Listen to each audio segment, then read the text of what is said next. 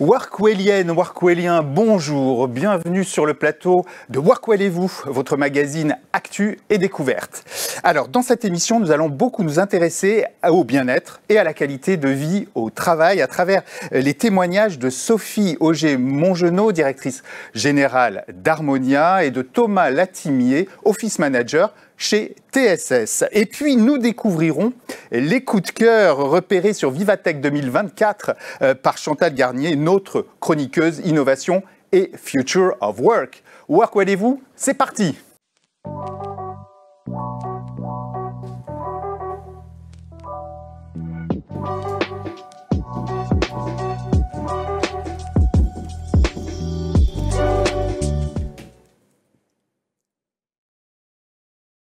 Et me voilà sur le plateau de Workwell et vous, entouré de mes invités, Sophie Auger-Mongenod, Thomas Latimier et Chantal Garnier. Bonjour d'abord. Bonjour Lionel. Voilà, ravi de vous avoir tous les trois sur mon plateau et merci d'avoir accepté mon invitation. Alors je le disais en préambule, aujourd'hui notre émission va en grande partie être consacrée donc au bien-être, à la qualité de vie au travail. C'est l'occasion de rappeler que la semaine de la qualité de vie au travail s'est déroulée du 17 au 21 juin dernier et que si la qualité de vie au travail évidemment embarque d'abord des notions RH, on le sait, le confort et les services du quotidien en font aussi partie intégrante. Sophie, je suis ravi de te recevoir d'abord parce que il y a une actualité très chaude, comme on dit. Tu es la nouvelle directrice générale du groupe Harmonia. Félicitations tout d'abord. Merci Lionel. Voilà, bravo pour le parcours, parce que en 14 ans, j'ai vu, tu as eu l'occasion de développer plusieurs marques du groupe. Alors, je vais en citer quelques-unes, mais il y en a... Combien il y a de marques d'ailleurs au sein du groupe Harmonia? Oula, beaucoup trop. Beaucoup trop. Quand tu parles de stratégie après, tu verras que la stratégie, c'est de réduire le nombre de marques. Ah voilà. Alors, il y a déjà Facilites, Stimo, Harmonia Hospitality, on va aussi d'ailleurs en reparler. Et d'ailleurs, avant de parler plus spécifiquement d'Hospitality, je voulais qu'on partage quand même un mot sur Harmonia et savoir quelle est finalement ta feuille de route pour les mois, les années qui viennent, si tant est qu'on puisse en avoir une dans les périodes troublées que nous traversons. On est d'accord. Écoute, merci pour tes vœux. Ça me touche. C'était rigolo d'ailleurs de te retrouver bien des années après. Et j'espère que cette première interview en qualité de DG du groupe, me portera chance. Écoute, Harmonia, on va fêter les 50 ans du groupe cette année. Donc, tu vois, il y a une autre actualité. Oui. Donc, c'est un groupe qui reste un groupe familial et français, qui se porte très bien. Donc, on va faire un bilan des 50 années qui sont passées. Et puis, on va essayer de construire, et je vais essayer de construire, alors peut-être pas les 50 années qui viennent, parce que j'espère quand même, malgré les changements, être à la retraite un jour, mais en tout cas, construire avec une nouvelle stratégie. Et on s'appuie sur les 3 piliers qui sont finalement nos 3 valeurs. L'excellence, excellence de service, avec une expérience que l'on apporte à nos clients et nos collaborateurs. La team spirit, tu sais que c'est un groupe dans lequel l'esprit d'équipe est très important. L'esprit d'équipe en interne, mais aussi auprès des collaborateurs sur site. Et puis humanity, parce qu'on reste un groupe d'humains. Nous, sans les humains, on dit souvent, la prestation n'existe pas. Donc, les 3 valeurs, voilà, il n'y a pas de feuille de route précise. Il y a une stratégie, bien évidemment, de rester leader sur le marché des prestations de services, mais surtout garder notre ADN très fort avec ces 3 piliers que je viens de te... Parce que c'est vrai, tu le disais, c'est un groupe qui s'est construit aussi par addition successive alors, ce n'est pas des maisons comme dans les marques de luxe, mais voilà, chacun quand même a gardé une marque, une identité. Aujourd'hui, l'envie, c'est d'harmoniser aussi les cultures d'entreprise. Alors, c'est aussi ce qu'a fait la force du groupe. Il y a eu des créations évidemment from scratch. Je rappelle que le groupe a été créé avant tout pour de l'accueil entreprise. Le vaisseau amiral, c'est Funrégie. C'était vraiment l'ADN du groupe. Et puis après, soit on a racheté via des croissances externes, soit on a créé from scratch d'autres sociétés, dont Facilites, puisque les gens qui étaient à l'accueil nous ont demandé si on savait faire du courrier, des courses, de la photocopie, etc. Donc on a créé Facilites. Oui, il y a trop de marques aujourd'hui, clairement. Du coup, nos clients sont un peu perdus. Il y a quand même 3 marques accueil au sein du groupe, que sont, on les a citées, Charleston, Maola et Funrégie, et qu'on a une volonté aujourd'hui de mettre en avant le nom d'Harmonia pour simplifier un certain nombre de choses. Compris. Donc, on est en train de créer des pôles d'experts avec des experts métiers dans lesquels on va regrouper des marques. Compris. Très bien. Alors, on va parler justement bien-être et qualité de vie au travail, si tu veux bien. Tu le disais, Harmonia, finalement, était précurseur sur le sujet, en tout cas, de l'hospitality. Alors, sur le sujet du bien-être et de la qualité d'accueil, mais ce fameux mot qui est devenu quelque part un peu un buzzword, en ce moment, tout le monde en parle. Tous ceux qui proposent d'ailleurs des services aux collaborateurs font maintenant de l'hospitality, sauf que on voit aussi que beaucoup d'entreprises s'en sont emparées pour attirer les talents, pour parler attractivité auprès des collaborateurs. Au final, on ne sait plus exactement ce qu'on entend par hospitality. Il y a autant de conceptions, finalement, j'ai l'impression, que de personnes qui en parlent, encore moins dans le contexte tertiaire. Est-ce que déjà, toi, tu peux nous éclairer sur ce sujet? Est-ce qu'on peut parler d'hospitality, d'ailleurs, d'offres hôtelières au bureau? Alors, tu sais qu'aujourd'hui, il y a même un nouveau mot qui arrive, qui est workspitality. Oui, j'entends de plus en plus parler de workspitality, tu as raison. Ça veut dire que même déjà l'hospitality est un peu has-been, donc on parle déjà sur autre chose. Oui. C'est vrai que c'est un mot qui est utilisé, réutilisé, et tout le monde me dit « Ah, mais moi, je veux de l'hospitality ». Alors oui, Harmonia a été légitime, parce que comme notre ADN, c'est l'accueil, et que finalement, la partie hospitality, elle part de prestations d'accueil, puisqu'on l'a essayé avec de la conciergerie, mais tu vois qu'aujourd'hui, les conciergeries physiques n'existent quasiment plus, c'est plutôt du digital, mais tout passe par les hôtesses d'accueil, c'est-à-dire que c'est elles qui vont faire vivre une expérience un peu différente au sein des sociétés. Pour moi, je n'ai pas de définition, parce qu'on n'arrive même pas à se mettre d'accord sur une définition, parce qu'en fonction des clients, l'hospitality n'est pas ressentie de la même façon. Ah oui. Et si tu prends l'hospitality version anglaise, ça ne veut pas du tout dire ce que ça veut dire en France. Oui. Donc quand on te dit j'ai envie de me retrouver au bureau un peu comme à l'hôtel, en tout cas mieux que chez moi, c'est parce qu'à la fin du Covid, tu as eu forcément des gens qui ont dit pour revenir au bureau, je vais être aussi bien au bureau que chez moi, voire mieux. Ah oui. Donc qu'est-ce qu'on a créé? On a créé un certain nombre de services pour que l'expérience ressentie par le salarié soit à minima équivalente à chez lui, mais voire mieux pour qu'il reste et qu'il ait plus envie de travailler. Donc ça veut dire qu'on a mis en place un certain nombre de services que sont, on l'a vu chez nous, puisqu'on en parlera sur notre nouveau siège, c'est pas seulement une corbeille de fruits et un barista à l'accueil, c'est pas ça l'hospitality. C'est créer une communauté avec un certain nombre de choses qu'on met en place, des animations. Je te cite un exemple, en ce moment il y a toute une animation, on fait des paris sur le foot, on va en faire sur les différentes épreuves des Jeux Olympiques.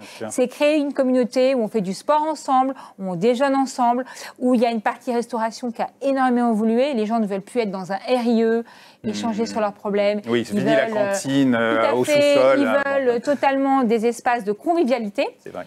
On est souvent en flex office aujourd'hui et on crée des espaces où les gens se rencontrent et peuvent échanger. C'est ça l'hospitality.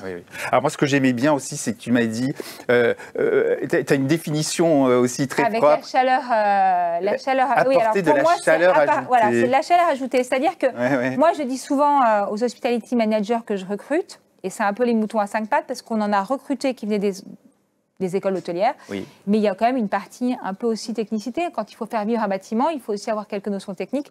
Et finalement, les gens qui ont fait une école hôtelière, ils ont envie de travailler à l'hôtel, ils n'ont pas envie de travailler dans une entreprise. Donc oui, la chaleur ajoutée, moi je dis souvent, on reçoit des gens chez soi et on apporte quelque chose de plus. Et qu'est-ce qu'on fait pour que les gens se sentent bien? On n'a pas d'irritants, on essaie d'aller au-devant des occupants pour qu'ils se sentent parfaitement à l'aise dans leur univers et que finalement, il n'y ait qu'une seule envie, c'est de bien travailler. C'est ça la chaleur. J'aime beaucoup. Concrètement, qu'est-ce qui va différencier du coup une offre, je dirais, de service classique d'une offre alors plus hospitality, hôtelière, appelons-la comme on veut? Qu'est-ce que ça change en termes de bien-être, de qualité de vie au travail? D'ailleurs, qu'est-ce que ça change, ne serait-ce qu'à l'accueil? Alors, clairement, l'idée, c'est de ne plus avoir les fameuses, tu sais, hôtesses d'accueil qui sont derrière un desk complètement rigide, qui ne bougent pas de la journée et qui te remettent un badge. Donc, on a mis, nous, en place de l'accueil 2.0, 3.0, peu importe, dynamique. C'est-à-dire que l'hôtesse, elle est déjà debout. Elle a, aujourd'hui, avec les nouvelles technologies, un écran et elle vient vers toi. C'est-à-dire, écoute, la meilleure preuve que tu peux avoir, ils ne font pas d'hospitality, mais c'est McDo, parce que McDo aujourd'hui, l'hôtesse, elle vient vers toi et tu commandes. Parce que on n'est plus à faire l'accueil. Donc eux, ils ont une transformation qui a été très rapide. Et bien nous, l'hôtesse vient vers toi. Et avant que l'hôtesse vienne vers toi, tu as déjà reçu un QR code sur lequel tu te connectes Donc, Monsieur Cotin, bienvenue, elle s'approche, c'est elle qui vient vers toi et non plus toi qui viens vers elle. Donc ça, déjà, c'est un nouvel état d'esprit dans lequel on se met. Avec l'intégration d'un peu d'outils digitaux. Ah oui, évidemment. Nous, tu sais qu'on a une filiale aujourd'hui qui s'appelle Harmonia Clinique qui fait de la propreté. On a mis en place de la propreté de jour. Pourquoi?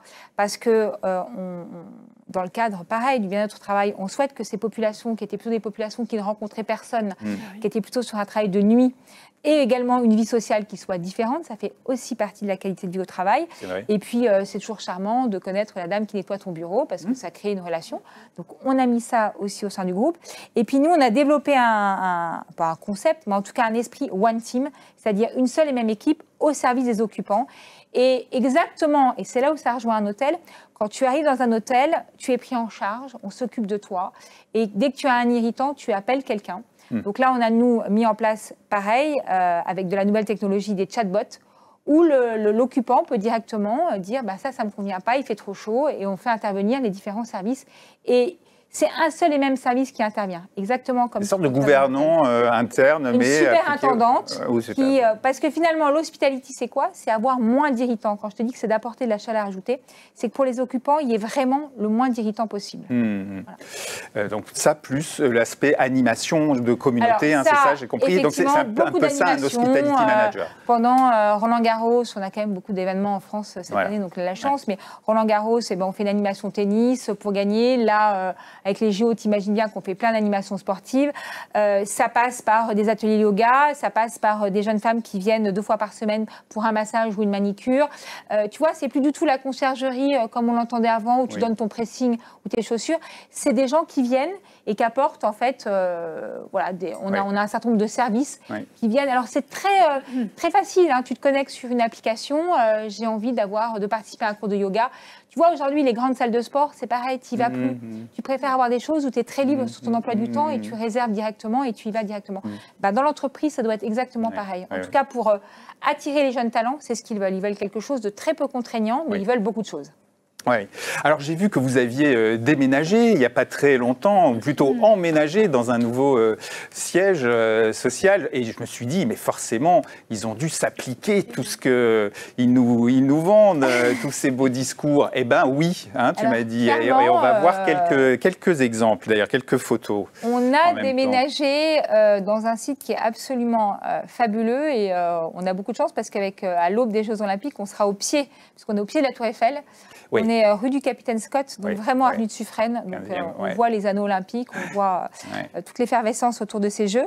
Effectivement, on souhaite faire de ce siège, et c'est aussi dans ma feuille de route. Tu sais que le siège, on était très attachés au siège rue de Cambronne, etc. Depuis des années.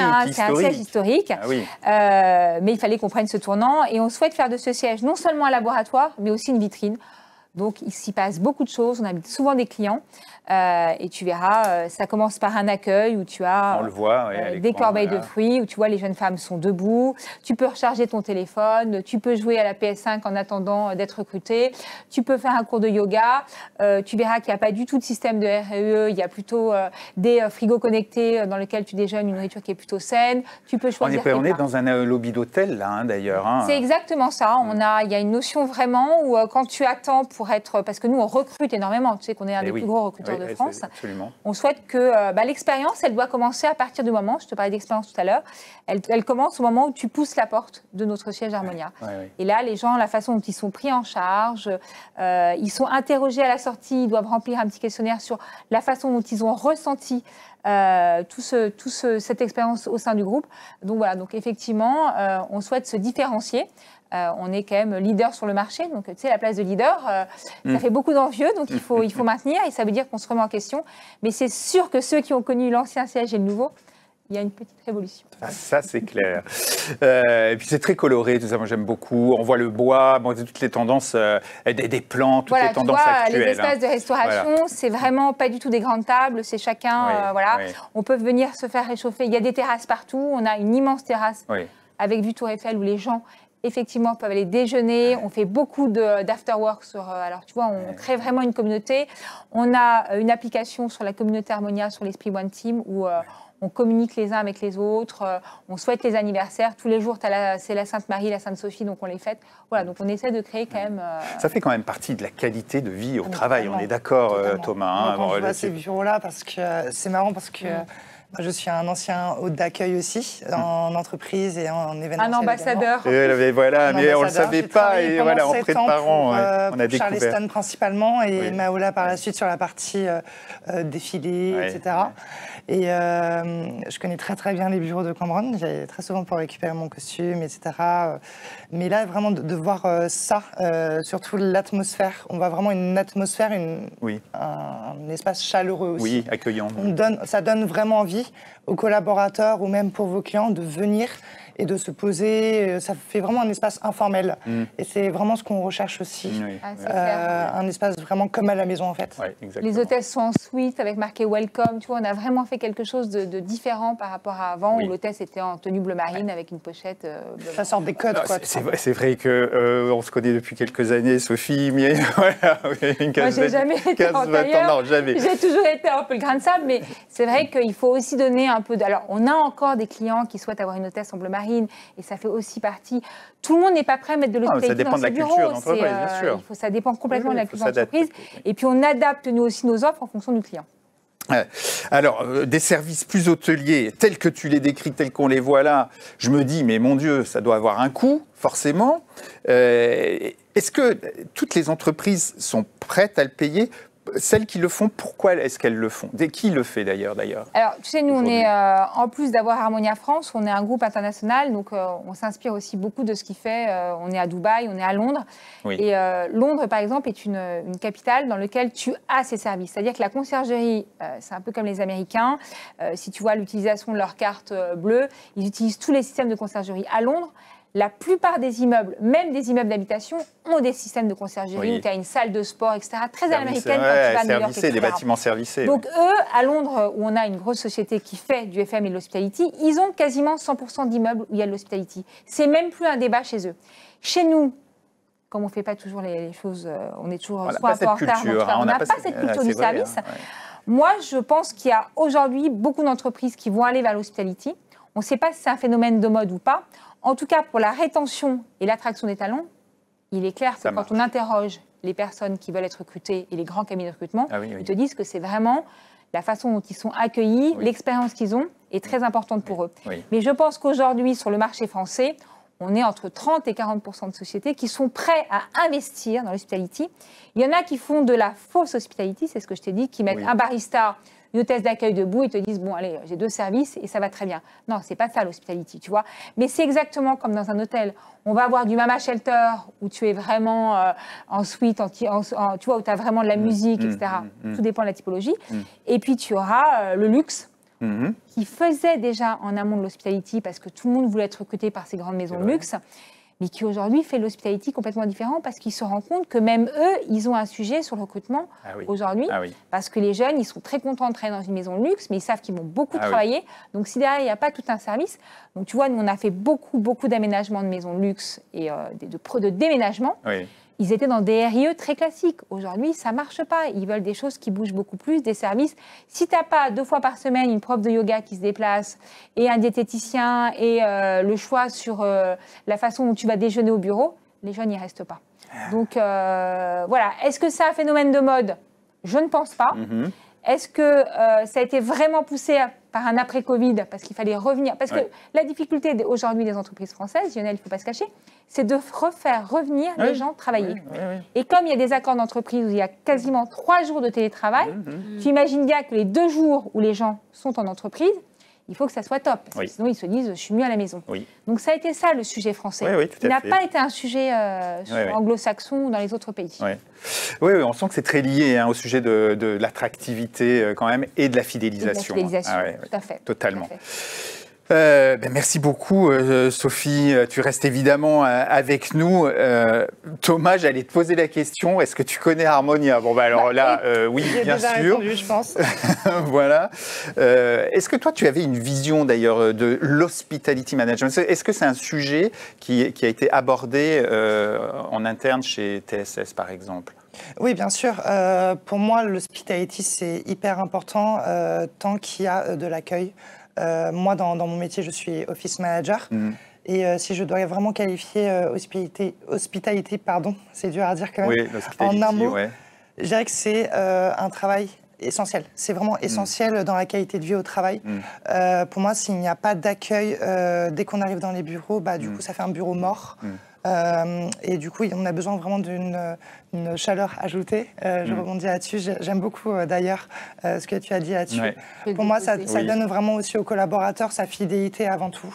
Et aussi pour les personnes qui vont postuler à nos offres, le fait de pouvoir venir nous rejoindre aussi et montrer que c'est fun de venir au bureau tout simplement. Oui, c'est vraiment lié à l'attractivité, on le voit. Hein, oui, mais tu vois, Thomas est office manager, mais pour être hospitality manager, tu as aussi happiness manager. Voilà, tous ces mots. Pour moi, ça reste que des termes en fait. C'est ça, parce que ça peut semer la confusion alors qu'on est bien sûr de l'accueil plus. Bien sûr. Et chaque fiche de poste est entièrement différente de toute manière. Et de l'animation. Et bien sûr, on va le voir d'ailleurs tout de suite, Thomas. Des services aussi. Parce que Thomas, il n'est pas venu les mains vides, regardez, et il est venu avec un joli trophée. Voilà. D'abord, on va parler de TSS, mais quand même, je voudrais que... Est-ce qu'on le voit, tiens, allez hop, on le montre un peu. Regarde ce joli trophée des Events Day. C'est un trophée qui porte sur quoi, Thomas? Sur la qualité de vie au travail et l'impact durable. Bon, voilà. Parfait, on est en plein dedans. Tu le disais, tu es office manager donc, au sein du groupe TSS. Et alors, j'avoue que le groupe TSS, quand on en a parlé, je ne connaissais pas du tout. Et pourtant, ce n'est pas un tout petit groupe. Hein. Non, ce n'est pas un petit groupe. On est plus de 700 collaborateurs dans notre groupe. Mais je vais vous expliquer brièvement ce qu'on est. Le groupe TSS, c'est aujourd'hui un des leaders européens sur l'édition des logiciels informatiques. Et notre objectif est d'acquérir des nouveaux éditeurs tout en gérant et en faisant croître aussi nos 18 business units actuels. 18 business units. Et donc tu disais plus de 700 personnes en tout dans le monde. Dans l'Europe. En Europe, simplement. Et au Canada. On s'est implanté au Canada il y a peu de temps. Ah oui, donc un groupe international, en fait. Un groupe international. Donc, je le disais, tu as reçu il y a quelques semaines ce trophée qualité de vie au travail. Alors, il a été décerné dans le cadre des Events Day, organisés par Meet & Com. On va d'ailleurs voir quelques images, tiens, de ta remise de trophée, voilà, pendant les Events Day.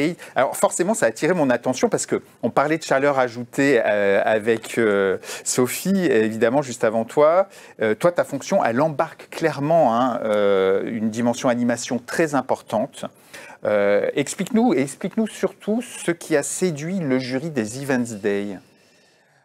Déjà, faut dire que j'ai été très, très honorée de recevoir ce trophée parce que c'est pas courant en tant qu'office manager d'être récompensé par un prix. Mais cela montre aussi l'évolution et qu'elle est vraiment là et présente et que mon métier est une passion avant tout.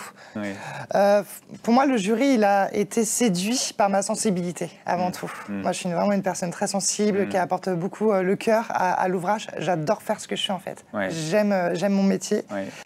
Et en toute sincérité, Lionel, j'ai parlé aussi avec mon cœur. Pour moi, ça, c'est hyper important en tant qu'être humain, d'apporter vraiment du cœur à l'ouvrage, en fait, de faire ce qu'on fait avec passion. C'est ce qu'on appelle la chaleur ajoutée, j'ai l'impression. Donc, il faut savoir aussi que moi, dans ce métier, je suis assez junior. Et donc, j'ai encore beaucoup de choses à apprendre. Et le fait vraiment de pouvoir recevoir ce trophée, ça me met vraiment un boost à l'édifice. Oui. Et alors, je le disais, ce poste d'office manager, tu as raison, il n'est pas toujours mis en avant. Donc là, c'était une belle opportunité. Explique-nous exactement, d'ailleurs, ce qu'il recouvre. Quel est le périmètre de ta fonction, finalement? De quoi tu t'occupes? Je m'occupe de la gestion des locaux, de la communication interne. Je suis vraiment en relation avec tous les différents services de mon entreprise, que ce soit communication, marketing événementiel également. Je gère vraiment toute la partie événementielle interne et externe. Ah oui, donc une grosse activité événementielle. Une grosse qualité, oui. Ouais. Je voyais justement que toi, tu avais un programme événementiel très développé quand je suis allé sur le site, parce que du coup, je suis allé voir un petit peu ce que faisait TSS, évidemment.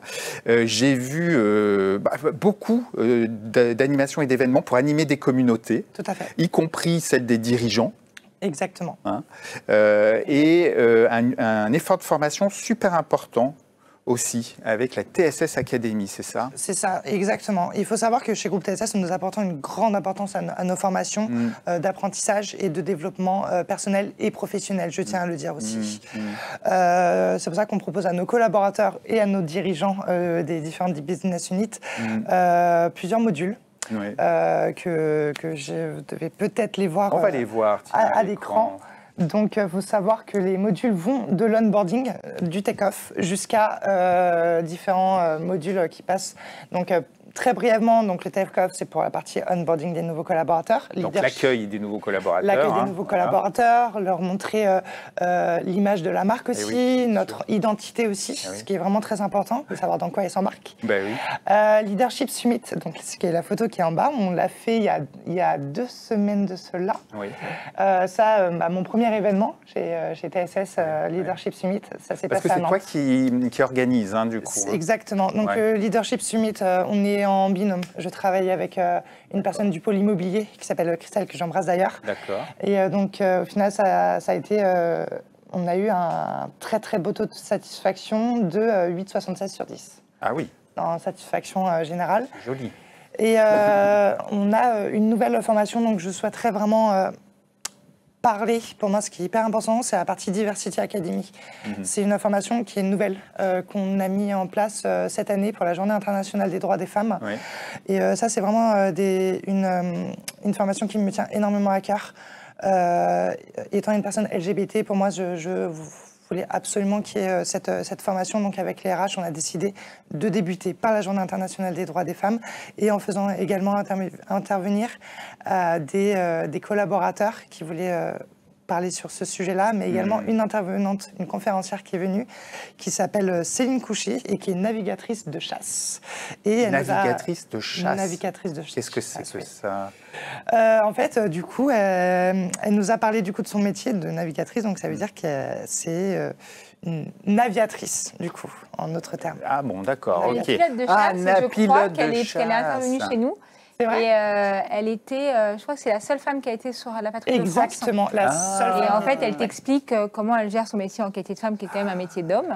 Et nous, on l'a fait venir à un séminaire Harmonia et elle est assez impressionnante. Elle nous a scotché. Je peux te dire, Lionel, elle nous a vraiment scotché. Rappelle son nom. Céline Couchet. Céline Couchet.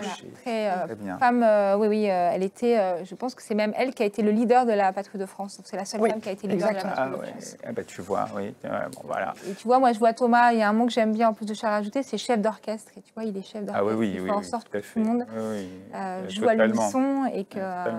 Et chef d'orchestre aussi qui fait attention à l'environnement, parce que tu me disais, alors tu aimes surprendre les lieux, non mais voilà, les lieux. Tu fais un sourcing très important sur les lieux et tu fais attention aussi à l'impact carbone de tout ça, tu me disais. Exactement. Donc après, toute la partie impact durable, c'est vraiment quelque chose sur lequel on essaye de se développer.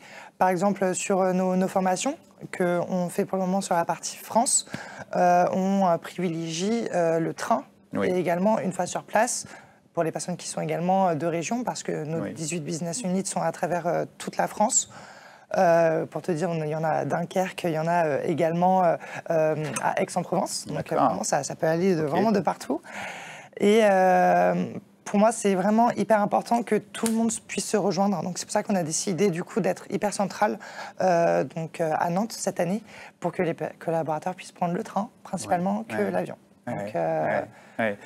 Et alors, c'était intéressant aussi, c'est qu'en préparant l'émission, tu me disais, j'ai dans mon périmètre ce qu'on appelle classiquement l'onboarding, donc l'accueil des nouveaux collaborateurs, mais aussi l'offboarding, le départ des collaborateurs. Pourquoi c'est important de bien s'occuper, de soigner finalement aussi cette phase-là? Non, mais tout à fait. Moi, c'est hyper important de prendre soin de nos collaborateurs dès leur arrivée, mais également dès leur départ, pour avoir le ressenti émotionnel aussi du collaborateur en question, d'avoir son feedback, de savoir si lui, il va bien.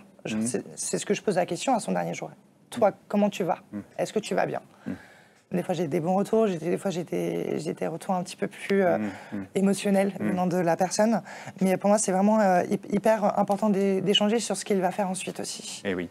Sur ce qu'il a prévu de faire. Parce qu'il va en parler forcément à un moment ou à un autre. Donc ça peut être un prescripteur aussi. Et puis, il va véhiculer aussi une partie de l'image. Alors, on l'a vu, on ne l'a pas entendu parce que tu le dis dans ton discours, mais tu viens de le redire. Quand tu reçois le trophée, tu dis « j'adore ce métier, j'adore ce que je fais ». On ne l'entend pas tous les jours, pour être honnête. Je le dis tous les jours, moi, tous les jours. Tu vois. Mais qu'est-ce qui te plaît tant dans cette fonction, alors? Alors, ce qui me plaît dans cette fonction, tout en fait. Vraiment que ce soit gérer un événement. C'est hyper marrant de dire ça parce qu'en fait, quand j'ai géré le Leadership Summit à Nantes, le lendemain, je suis revenue au bureau gérer un déménagement. Ah oui. Donc tu vois le contraste. Tu passes, oui. C'est 180 degrés, la ligne. Mais à 180. Donc là, je gère un événement en mode costume, etc., avec soirée cocktail autour de la piscine, etc. Et le lendemain, tiens, Thomas, tu mets ton petit pull, tes groupes TSS, et puis pof, tu prends les cartons. Les meubles. Bon, moi, tu verrais mes bras, c'est plutôt les collègues qui ont porté pour moi, c'est plutôt avec mon listing de voir. Mais c'est ce que j'aime, c'est vraiment la diversité, la polyvalence de ce métier. Très varié, les tâches. Exactement. Je tiens aussi à dire un terme, il y a beaucoup de gens qui disent qu'un office manager est un couteau suisse. Je déteste ce terme, pour moi, couteau suisse. Pour moi, c'est hyper rédhibitoire. Le fait de pouvoir mettre une fonction sur un outil de cuisine. Pour moi, je ne suis pas d'accord. Donc, j'aime la polyvalence. Voilà, ça, je souhaite vraiment faire un point là-dessus, parce que sur beaucoup de fiches d'emploi, nous recherchons un couteau suisse. Et ça, je tiens à dire ça là-dessus. La personne peut le prendre mal, et personnel aussi. Genre, donc office manager, ça se suffit à soi-même. Office manager, ça se suffit à soi-même parce qu'en fait, chaque fiche de poste est entièrement différente. Déjà, il faut vraiment la lire très, très attentivement, que ce soit également pour une mission événementielle ou également une mission d'entreprise.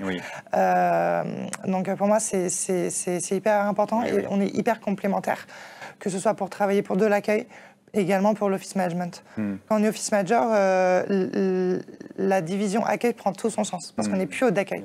On gère vraiment l'environnement de travail, la qualité de vie au travail et nos collaborateurs en question, sur vraiment savoir si l'environnement dans lequel il est propice à ce qu'il désire faire, tout simplement. S'il a envie de venir au bureau tous les jours.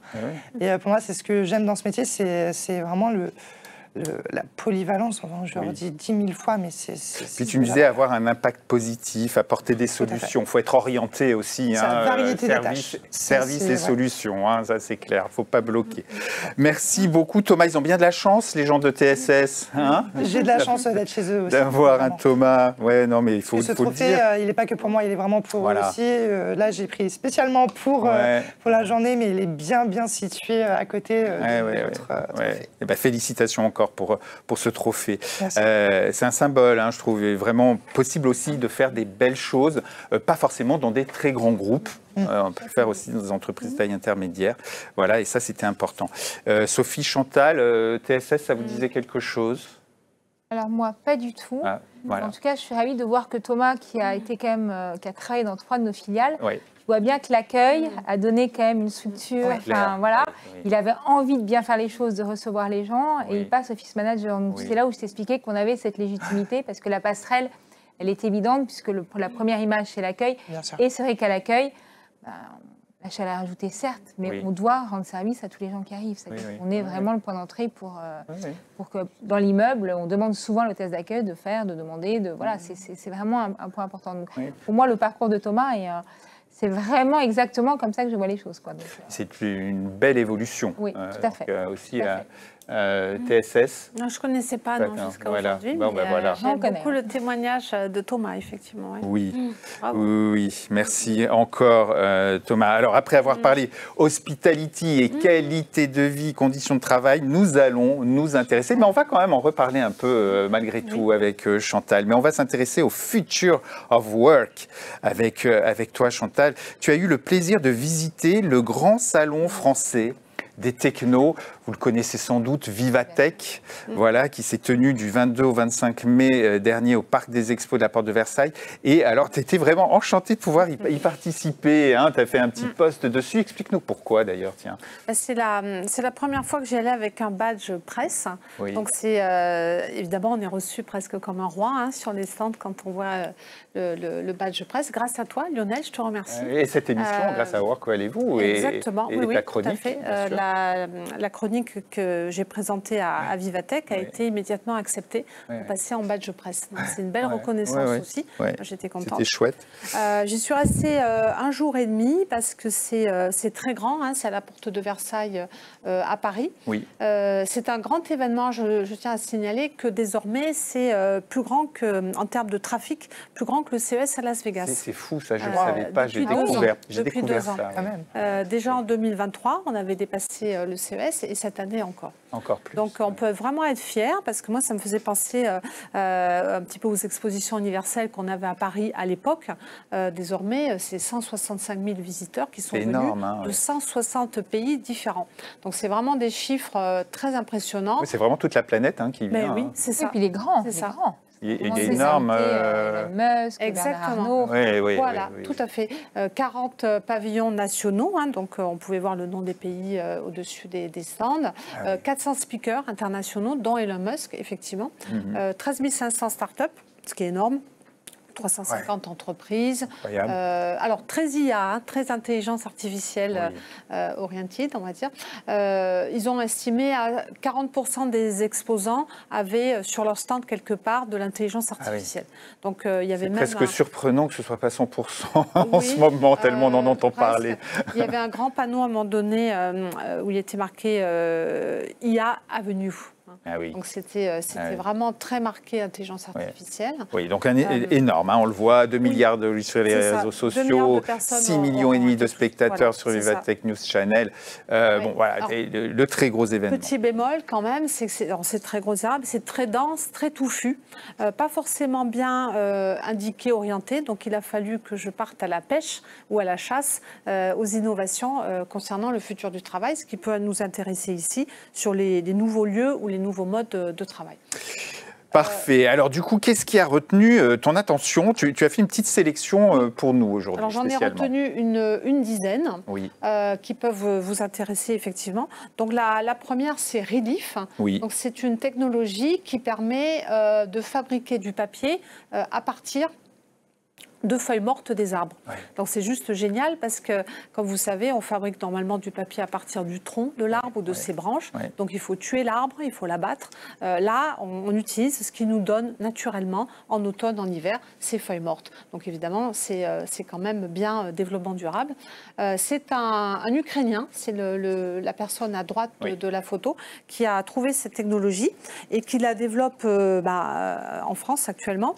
Il va ouvrir d'ailleurs une usine pilote dans les Yvelines, je crois, et il a déjà conclu un accord avec la ville de Paris. Il va récupérer des feuilles mortes et il va en faire du papier. C'est assez rentable hein, parce que grosso modo la moitié de la quantité de feuilles mortes donne de la fibre de cellulose qui est nécessaire. C'est fou que personne n'y avait pensé. Il fallait savoir le faire, surtout. Avec rien, on fait tout en fait. C'est ce que je me dis, avec rien, on fait vraiment tout. C'est la nature qui donne.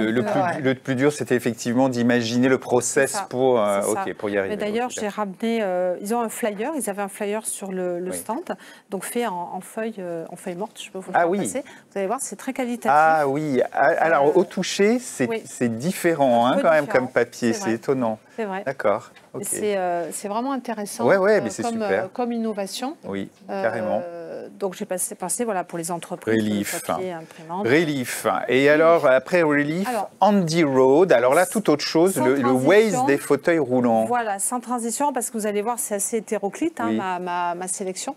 Donc Andy Road, c'est une appli qui se qualifie elle-même du Waze des fauteuils roulants. C'est-à-dire, c'est une appli qui va permettre à une personne à mobilité réduite de savoir où sont les obstacles, quasi en temps réel, et comment les contourner. Exactement comme pour un automobiliste. Et du coup, de pouvoir avoir un itinéraire 100% accessible. C'est ça, c'est ça. Alors, elle me disait, c'est Stéphanie Gâteau, qui elle-même a besoin régulièrement d'être dans un fauteuil roulant, parce que le besoin est venu d'elle-même, et donc l'idée. Et donc, elle me disait, c'est les personnes handicapées en fauteuil roulant, mais également quelqu'un qui pousse une poussette, ou une personne âgée, ou un handicapé, parce qu'il est blessé, temporaire, on va dire. Oui. Donc ça, c'est assez intéressant. Et ce qui est pas mal... Alors c'est quoi? C'est une appli? C'est une appli. Et ce que j'ai trouvé intéressant, ça peut vous inspirer aussi, c'est qu'ils ont, en plus de ça, une communauté d'entraide. Donc par exemple, dans une entreprise, qui pourrait être alertée via cette appli, pour aider une personne à mobilité réduite. Voilà. Exemple, il y a un obstacle, je ne peux pas sortir, je ne peux pas descendre les escaliers, etc. Qui a besoin d'aide. Ça aussi, c'est une forme de service et d'inclusion et d'entraide qui est vraiment, j'ai trouvé ça vraiment intéressant. Oui. Alors on reste, sur finalement les personnes qu'on voit en fauteuil roulant, avec cette fois, alors je ne sais pas comment on le prononce. Skewobro. Fauteuil roulant électrique pour une mobilité, liberté maximale. Alors c'est vrai que là, pour le coup, le problème des escaliers, c'est un vrai problème, un énorme problème pour les personnes en fauteuil roulant.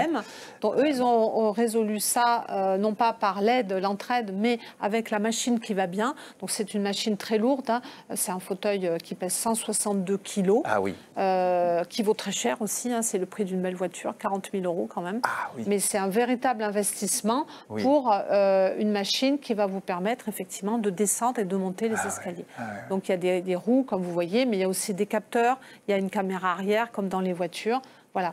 Ils ont fait pas mal l'attraction parce qu'effectivement, c'était très impressionnant de voir ça. 35 km d'autonomie, voilà. D'accord. C'est incroyable, ça. Moi, je pense vraiment que la RATP, etc., pour les personnes qui souhaitent prendre les transports en commun, qu'ils puissent avoir accès à ça. Pour réinvestir, ça c'est vrai. Oui, c'est très impressionnant. Mais là aussi, c'est vrai que... c'est un bon message pour la RATP. C'est un bon message. On aurait pu y penser avant, mais en même temps, c'est un bijou de technologie, j'imagine. C'est ça, c'est un bijou de technologie, là, pour le coup. Très bien. Alors, après Skewobro, j'espère que je le prononce bien, on demandera quand même. Tu as aussi sélectionné, alors complètement autre chose, ça s'appelle La Vitre. C'est un écran interactif pour intégrer les collaborateurs à distance. On le voit à l'écran, là. Trop bien. La Vitre, ce n'est pas récent, ils existent depuis 2019. En fait, c'est un écran interactif, mais à taille humaine. C'est-à-dire, c'est comme un grand miroir, une grande glace, sauf que vous avez votre collègue, votre collaborateur qui est juste en face de vous, même s'il est très loin en distance. Par ailleurs, c'est un écran interactif où on peut effectivement déplacer des choses, écrire, etc. Alors, c'est pas fait pour remplacer la visio, le webinaire, etc. C'est fait plutôt pour des entreprises où il va y avoir de la production, de l'usine. C'est un peu plus lourd, on va dire. Ils m'ont donné l'exemple de Chanel. Chanel, dans son atelier à Paris, a une vitre pour communiquer avec ses façonniers en Italie. Comme ça, ils peuvent regarder en taille réelle le tissu, les chaussures, les accessoires. Les patrons, voilà, c'est pas la petite webcam minuscule déformée. Donc c'est vraiment intéressant. Compris. Voilà. Très bien. Donc ça, c'est La Vitre, ça s'appelle. à Nantes, c'est français. C'est une start-up qui est basée à Nantes. À Nantes. Parfait. On avance avec SkyTed, le masque silencieux et connecté. Alors, les masques, on n'a pas forcément des très bons souvenirs. Par contre, on n'a pas toujours aussi des très bons souvenirs du bruit sur les open space, sur les espaces ouverts, les coups de téléphone à passer ou à recevoir, les personnes qui parlent, certaines plus fort que d'autres. Là, SkyTed, ils se sont attaqués au sujet. Oui, alors SkyTed, j'en avais déjà entendu parler et je voulais les voir. Surtout le tester, tu vois. Alors, lui, c'est un Français aussi qui a créé ça. C'est un ancien d'Airbus. Donc, c'est de la techno assez lourde. Hein, c'est de la techno de pointe qui est issue de l'aviation. En fait, il faut savoir qu'un avion, si vous ne mettez pas un absorbeur de bruit, ça fait un bruit d'enfer. Hein. Donc, ils ont ce qu'ils appellent des résonateurs pour le réacteur qui permet d'absorber le bruit. Et cette techno-là a été appliquée tout simplement, entre guillemets, à un masque. Et donc ça permet évidemment... Alors on peut parler de façon normale, comme là je parle, mais sauf que personne ne va entendre autour. Donc ça permet effectivement de respecter les autres et par ailleurs aussi de protéger la confidentialité de ce que l'on dit. Hein. Donc c'est pensé pour les open space, les call centers, mais également dans le train, par exemple. Parce que là, c'est la version vraiment masquée totale, mais ils ont aussi des casques un peu plus légers, voilà. Alors, et qui est pareil. Alors, c'est pas un absorbeur de bruit pour le coup là. Alors ça, c'est aussi très intéressant. Alors là, pour le coup, on est obligé de chuchoter. On ne peut pas parler normalement, donc il faut faire l'effort quand même de chuchoter. Ce qui est intéressant, c'est que ça ne va pas nuire à votre interlocuteur. Ils ont intégré une intelligence artificielle, là, pour le coup, qui va comment dirais-je, automatiquement transformer votre chuchotement en votre vraie voix intelligible et forte, normale. Donc ça, c'est pas mal. Hein. Et par contre, ça vous oblige, vous, à chuchoter. Alors vous avez, c'est assez rigolo, dépendamment, vous pouvez, comment dirais-je, calibrer la zone de silence. Vous savez, dans les entreprises, elles font des zones de silence. Donc on peut la calibrer en nombre de décibels. Et si vous chuchotez trop fort, ou si vous chuchotez pas assez, décharge électrique. Alors vous ne recevez pas une décharge électrique, mais un petit message qui va vous dire, vous parlez trop fort. Etc. Donc c'est pas mal. Alors, si les gens jouent le jeu, ils sont assez disciplinés, ça peut marcher. Ça peut fonctionner. Mais ce sont des... Alors pour l'instant, vous pouvez, si vous allez sur leur site, vous pouvez précommander ces casques. Ils devraient être disponibles d'ici la fin de l'année. Super. Voilà. Alors, celui-ci, si on n'en a pas entendu parler, c'est que vraiment on n'était pas sur la planète à ce moment-là, le Volocity de Volocopter qui va être testé, hein, là, hein, je crois, pendant les Jeux Olympiques. Il va être testé pendant... Alors, effectivement, on en a beaucoup parlé parce qu'on va le tester... Enfin, on devait l'utiliser à la base, sauf qu'ils n'ont pas eu l'autorisation de vraiment l'utiliser à des fins commerciales. Donc, il va être seulement testé. D'accord. Il va être testé entre la Cité de la Mode et du Design et ici les Moulineaux, où il y a un héliport. Donc du coup, vous pourrez le voir peut-être dans le ciel. Alors, il est supposé être inaudible, c'est électrique, hein, et on ne va pas l'entendre. Il ne pollue pas et on ne l'entend pas. Voilà. Il peut voler à 110 km/h. Quand même. Et à la base, il est comment dirais-je, pensé pour aller d'une gare de ferroviaire à un aéroport. D'accord. Et on est tout seul là-bas? Alors, on est deux, sauf qu'au début, effectivement, il va y avoir un pilote dans l'avion.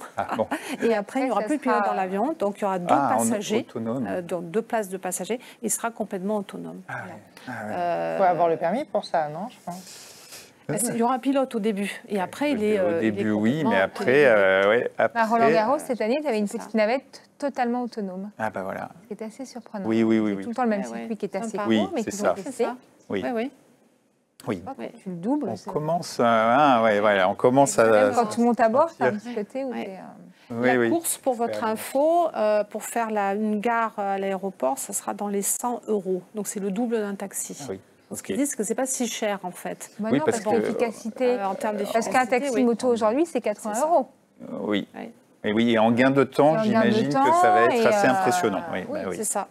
Donc ça peut être pas mal du tout, effectivement. Après, voilà, il faut tenter l'expérience de monter seul à bord d'un hélicoptère on va d'abord laisser autonome. Voilà. Effectivement, l'attraction, c'était sur le stand de l'ADP. Très bien. Alors, on avance aussi avec ces purificateurs d'air intérieur à base de microalgues. Alors, j'en avais entendu parler. Et là, tu as repéré Oxylon de Bioteos. Et en plus, c'est assez futuriste. C'est pas vilain, ça ne me déplaît pas. On le voit sur la droite. Comment ça fonctionne alors ce sont des purificateurs d'air, effectivement, intérieurs. On peut utiliser dans un open space, dans une école, voire dans le métro. Ils ont été testés dans le métro de Lille. Et c'est vert parce que ça ça contient des micro-algues. Et en fait, moi j'ai appris, je ne savais pas que les micro-algues absorbaient davantage le dioxyde de carbone que les arbres ou que les plantes vertes. En fait. Donc c'est beaucoup plus efficace et ça permet également d'absorber d'autres polluants qui sont dans l'air. Dans l'air. C'est une start-up qui est basée à Tourcoing, qui fabrique ça, c'est Bioteos. Oui, non, c'est... Voilà. C'est pas mal. Ouais. Non. Joli. Oui, c'est pas vilain. Moi, j'aime. Enfin, après, c'est une question de goût et couleur, mais j'aime bien. Alors là, on commence à entrer dans cette IA qui était très présente, tu l'as dit. Et ici, tu nous montres Jumbo Mana. Alors, qu'est-ce qu'il fait ce Jumbo Mana ? Alors, Jumbo Mana, c'est un agent conversationnel. On en a déjà parlé ici sur ce plateau la dernière fois. Sauf que là, on a l'image en plus.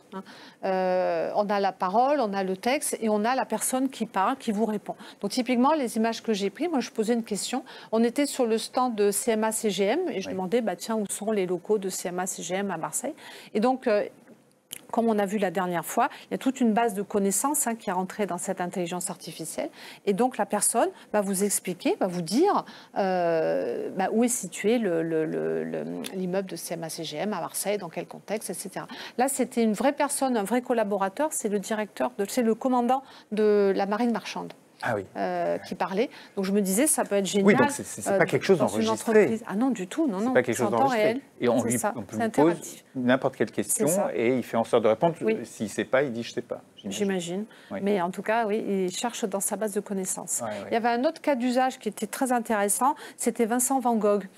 Donc on peut imaginer pour un musée qui aurait une exposition consacrée à Vincent Van Gogh ou à n'importe quel peintre, toujours pareil, avec la grande base de connaissances, on va demander au peintre, à l'auteur, des questions sur son œuvre et il va nous répondre. C'est vraiment génial. Et donc c'est quoi ? C'est juste un écran, c'est ça ? C'est un écran de grande dimension quand même ? Micro, alors, celui de Vincent Van Gogh n'était pas si grand, n'importe quelle taille. Et c'est vrai que je me disais, dans une entreprise, ça pourrait être génial de voir le directeur général à l'accueil. Sophie. Mais voilà, Sophie à l'accueil. Qui répond non, mais c'est vrai que c'est assez bluffant. Les fameux robots. Alors, on va parler un peu robots, mais parce que tu en as repéré beaucoup. Oui, il y en avait beaucoup, en fait, plus que les années précédentes, j'ai l'impression.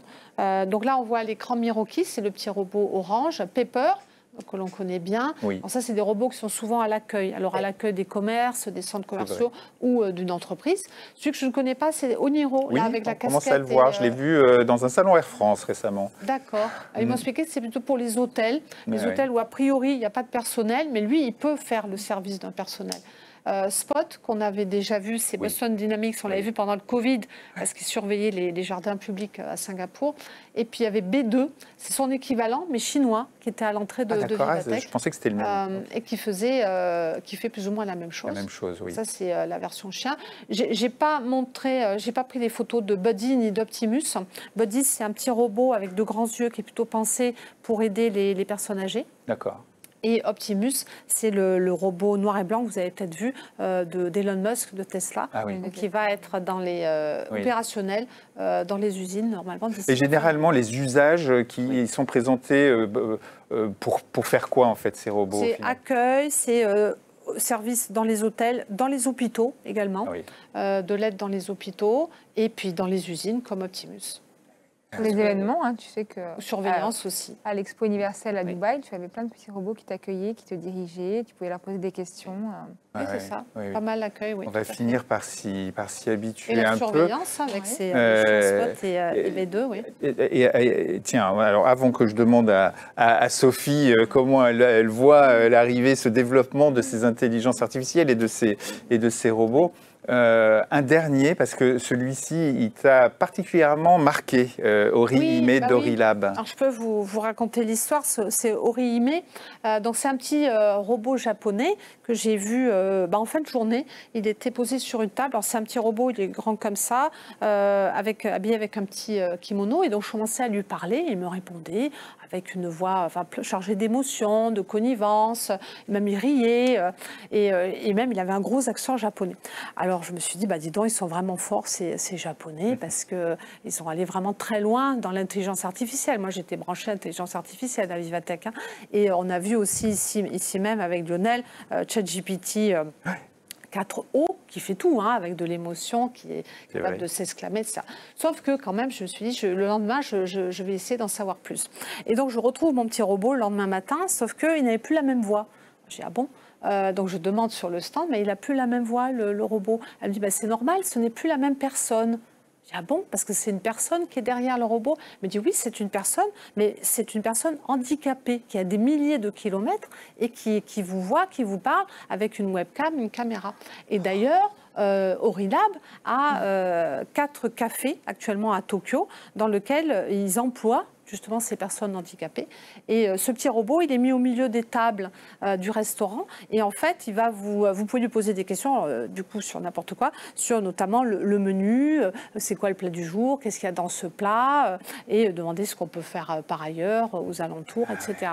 Donc je me disais, dis donc, alors c'est vrai qu'une intelligence artificielle pourrait le faire, sauf que là, ils ont plutôt choisi une intelligence humaine.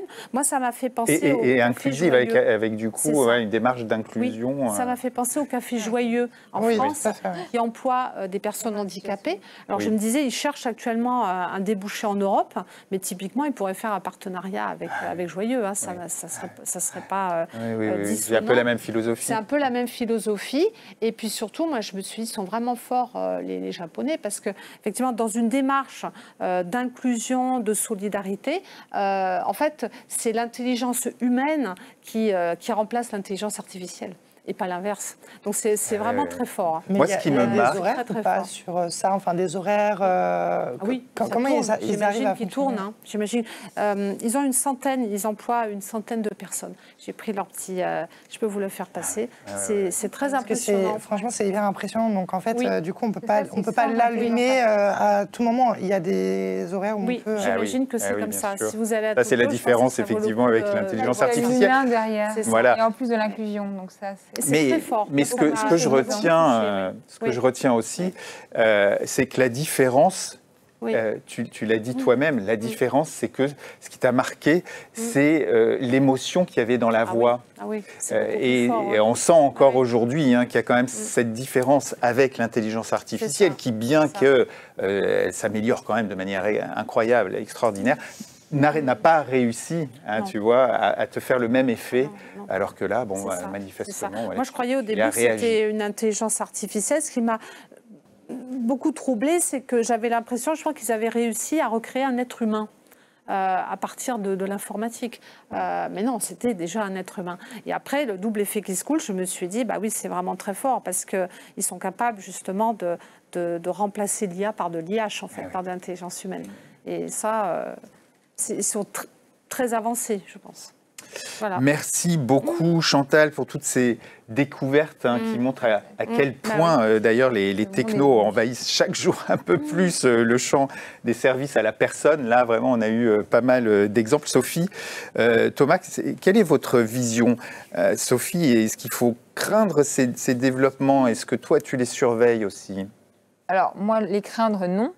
Les surveiller, bien évidemment, qu'il faut tout le temps être curieux. Et nous, on a la chance d'avoir une antenne à Dubaï où il y a eu l'Expo universelle, et où Dubaï, on en a fait un laboratoire.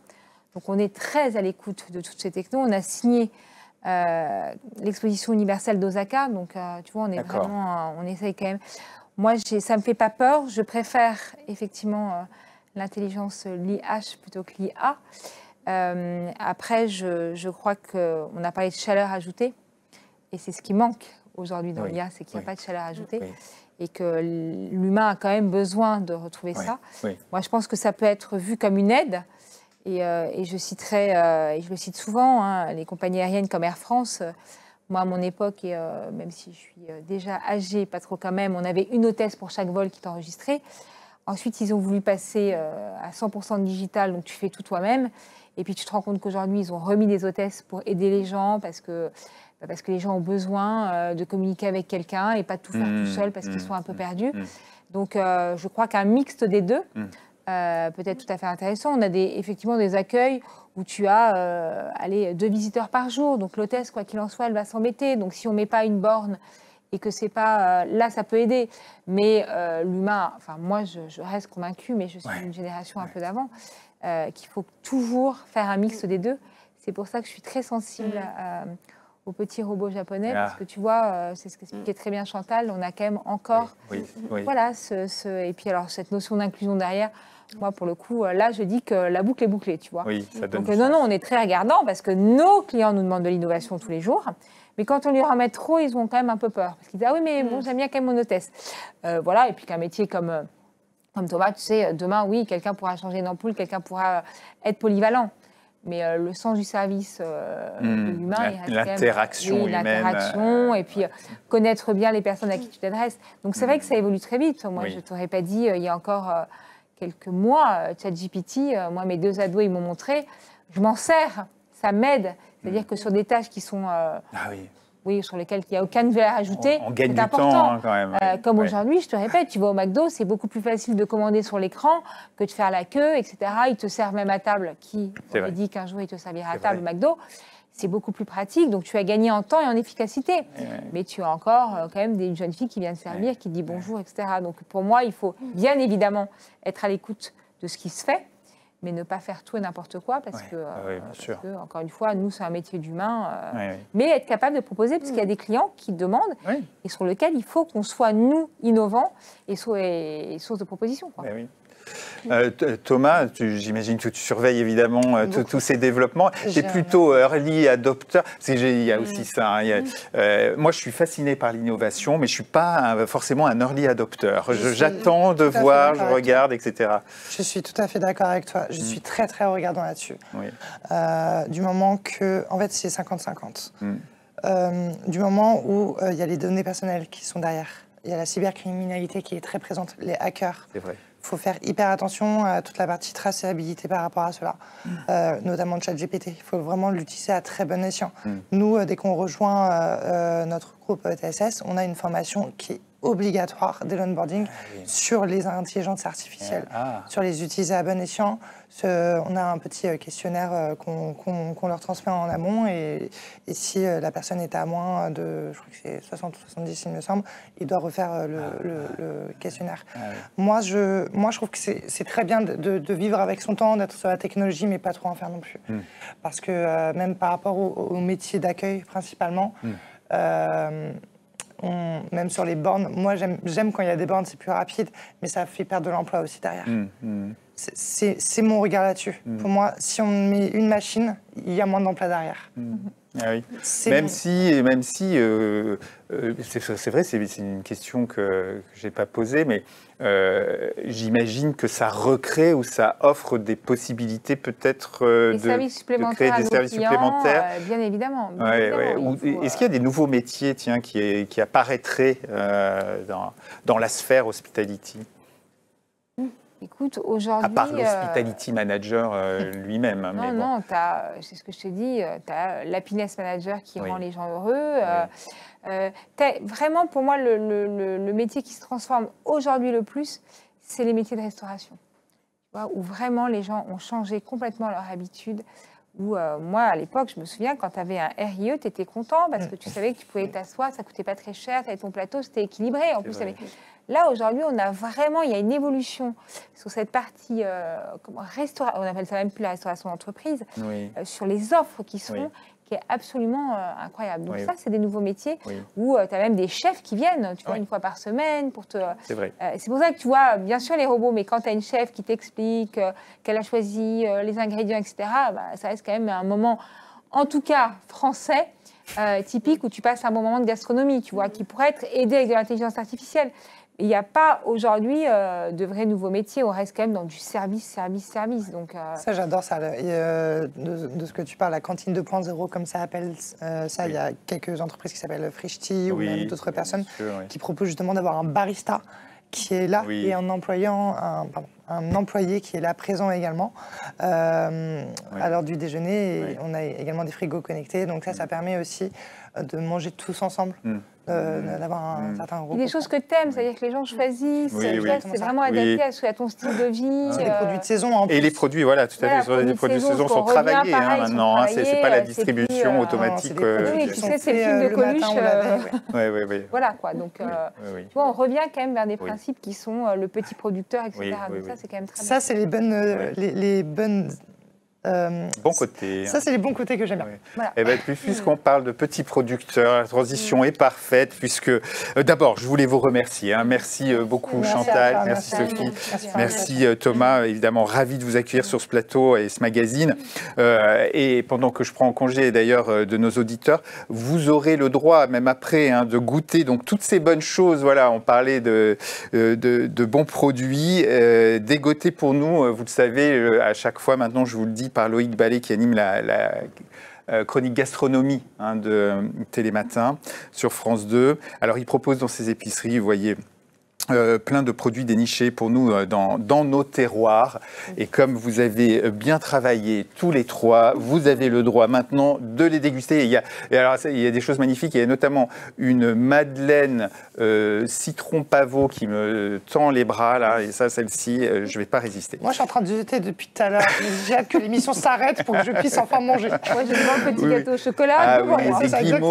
Des guimauves à la réglisse, des petits gâteaux au chocolat, du pain d'épices. Ça va être magnifique. Bien, merci à lui en tout cas. Ouais. Voilà, merci aussi à vous, chers auditeurs, de nous avoir suivis, d'être fidèles à notre magazine. Je vous souhaite évidemment un très bel été. Je vous donne rendez-vous à la rentrée pour de nouvelles aventures. D'ici là, portez-vous bien. À bientôt. Et on va démarrer.